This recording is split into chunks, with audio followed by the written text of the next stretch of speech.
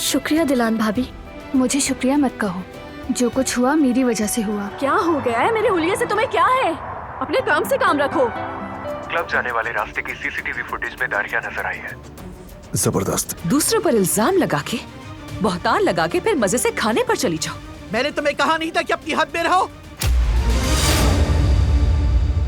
मैं अब इस हवेली में नहीं रहना चाहती हूँ। मैं जा रही हूँ। नहीं जा सकती तुम। उसने दारिया की बात पर यकीन किया, इसलिए मैं अब यहाँ नहीं रह सकती।